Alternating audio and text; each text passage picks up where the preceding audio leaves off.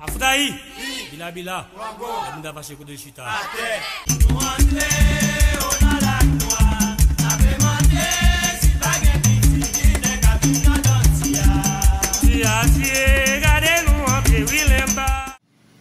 Aujourd'hui, j'aimerais qu'on aborde le sujet des 4 éléments et de l'importance des 4 éléments dans le vaudou haïtien. Alors, première des choses, qu'est-ce que tout le monde doit comprendre, c'est que le vaudou haïtien est la fusion de 21 nations africaines et taïno, donc les descendants des Atlantes. Nous avons fusionné toutes ces spiritualités en une seule, qu'on appelle Guinée. Alors, parenthèse, aujourd'hui même est un grand jour. Aujourd'hui, les marrons, les nègres marrons, donc ceux qui, lors de la traite négrière, n'ont jamais été mis en esclavage, ils ont toujours été rebelles depuis le moment qu'ils ont mis les pieds sur le territoire jusqu'à aujourd'hui. Ceux qui ont fondé l'égrégore national avec Jean-Jacques Dessalines, le premier empereur de l'Empire d'Haïti. Alors aujourd'hui, ils vont au temple de la ville Okan pour réveiller les forces ancestrales africaines et amérindiennes, taïno, qui ont écrasé les envahisseurs, que ce soit tous les colons qui sont passés. Donc c'est ça qui a permis la libération d'Haïti à l'époque. Et aujourd'hui, Haïti est en danger. Et c'est pas juste Haïti, hein, on s'entend. Donc nous parlons réellement du peuple noir partout là où il est. Eh bien aujourd'hui, les grandes forces ancestrales des 21 nations vont être réveillées. Nous allons demander leur aide, nous allons leur présenter notre problème actuel. Parce que c'est ça, nous avons perdu cette connexion avec eux par nos mœurs, par nos habitudes, par nos sacrifices, par notre égoïsme. Alors aujourd'hui, nous allons tenter de réparer tout ça. Et cela va affecter les 21 nations.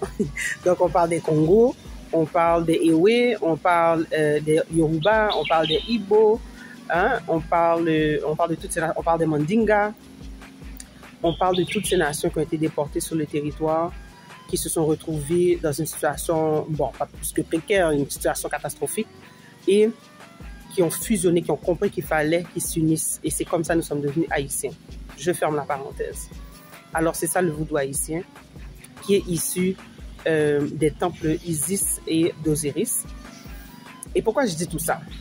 C'est que dans le vaudou haïtien, on parle de Loa, mais encore des Médou-Métères, des Orishas.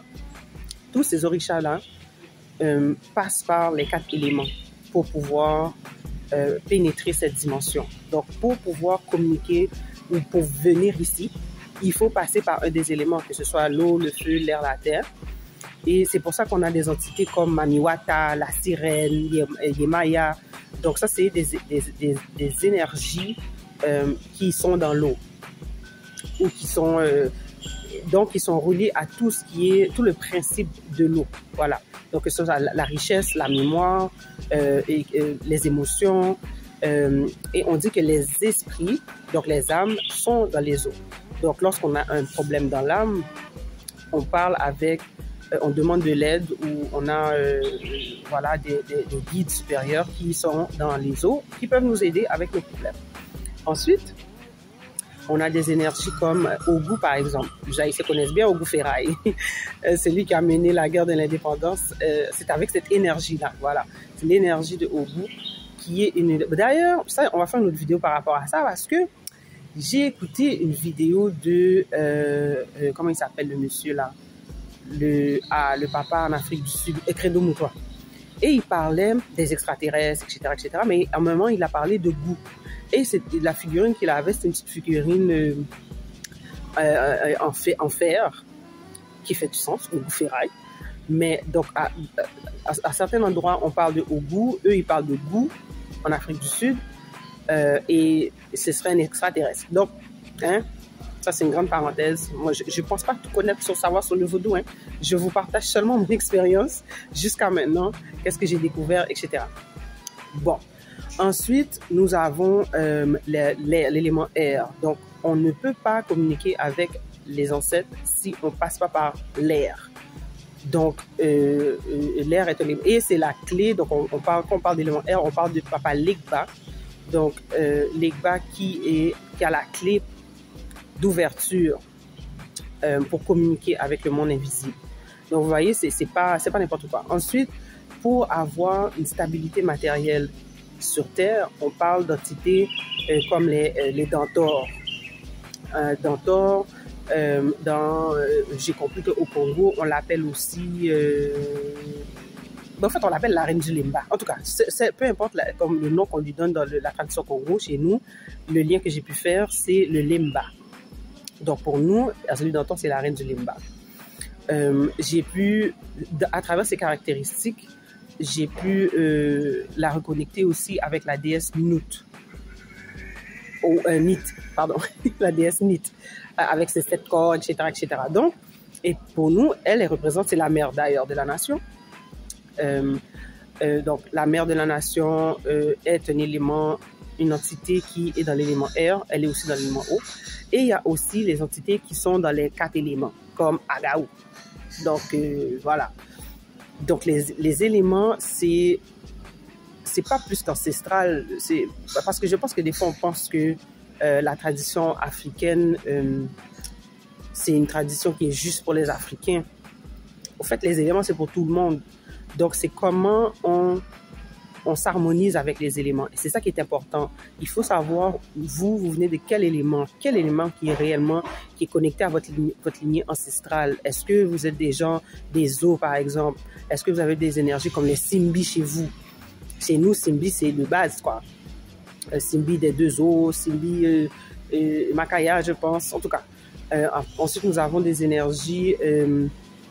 est-ce que c'est et aussi dans quelle énergie vous êtes incarné? Est-ce que c'est une énergie de feu, de défense que vous portez? Donc il faut l'activer. Et ce qui est important de savoir aussi, c'est que dans chaque famille, dans chaque génération, il y a quelqu'un qui porte une de ces énergies primordiaux. Je ferai une autre vidéo par rapport à ça. Mais dans chaque famille, bon, excusez-moi, hein, vraiment, c'est maintenant qu'il a décidé de couper son gazon. Donc, dans chaque famille, il y a quelqu'un qui porte l'énergie de la défense. Il y a une autre personne qui porte l'énergie de la richesse. Il y a une autre personne qui porte l'énergie des feuilles, les connaissances des feuilles, comment guérir.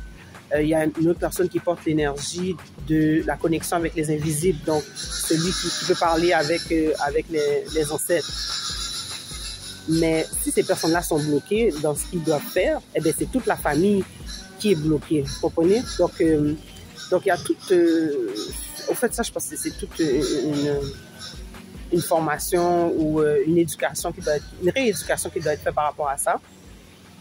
Qui je parle aujourd'hui? Aujourd'hui, je parle à toutes ces personnes. Ce sont les oiseaux. Pardon. Bienvenue. Je parle à toutes ces personnes qui sont dans un éveil spirituel, qui ont vécu déjà des choses, donc qui frappent aux portes, mais bon, c'est compliqué. Je vous invite chaque dimanche, c'est privé, donc c'est un Zoom privé, anonyme aussi. Donc, si vous êtes seul, parce que c'est lourd d'être dans un cheminement spirituel, de vivre certaines choses, on peut pas toujours en parler. Quand on essaie d'en parler, on est dans beaucoup nous jugent ou d'autres en profitent. Donc, il faut vraiment faire attention. Mais ce qui est clair, ce que j'ai appris jusqu'à maintenant, c'est que nous avons tout en nous. Tout est en nous. C'est une question de confiance et la confiance se bâtit en échangeant avec d'autres. Parce que expliquer ou raconter son expérience permet à l'autre de comprendre de un, il n'est pas seul, il ou elle n'est pas seul, et deux, que vous avez peut-être, vous êtes peut-être à un autre niveau, que cette personne-là peut vous apporter, qu'on puisse piécer les pièces du puzzle. Donc j'ai quelques morceaux là. Donc si vous avez d'autres morceaux du puzzle, comme ça on peut discuter et arriver à une forme de vérité, parce que c'est ça au fait. Je pense que nous sommes le peuple, pour la plupart, dans une quête spirituelle par rapport au trauma que nous avons vécu. Nous sommes sur la trace de nos ancêtres. Nous cherchons à nous décoloniser mentalement. Et plus même on rentre dans le vaudou, moi j'ai découvert dans le vaudou, c'est maçonnique. Ça, c'est une autre discussion. Donc, même le vaudou en question qu'on parle en Haïti doit être purifié, doit être un petit peu plus nettoyé. D'avoir et de maintenir une hygiène spirituelle simple en relation avec les 4 éléments. Donc, pour moi, comment je fais, c'est que la méthode qu'on m'a donnée, c'est d'allumer une bougie qui représente le feu, une bougie blanche qui représente le feu, de brûler de l'encens, avoir une plante pour représenter la terre et un verre d'eau pour représenter l'élément eau. Pensez à ça comme un code régional au fait. Donc 1, 2, 3, 4, je veux parler aux esprits. donc, et la communication se fait, c'est personnel au fait. C'est pas, c'est des énergies que vous avez déjà en vous, c'est rien qui est à l'extérieur, tout est à l'intérieur. Donc, lorsque vous êtes prêt à faire votre méditation, en fonction d'un problème quelconque, vous vous asseyez, vous préparez-vous. Donc, soyez calme, détendu, allumez votre bougie, brûlez votre encens favori, mettez votre plante, votre verre d'eau, vous asseyez, c'est tout. On respire, on ferme les yeux, on se calme. C'est tout, en fait. Donc, il faut juste se calmer pour qu'on puisse recevoir les messages nécessaires. Alors, sur ce, c'est ça que je voulais vous dire. N'oubliez pas, marquez cette date. Nous sommes le 21 juin 2024. Jeudi, nous parlons la ville locale, nous parlons réveiller force ancêtres. Yo, campé. Le dimanche, on parle d'un sujet quelconque en fonction, par rapport à la spiritualité.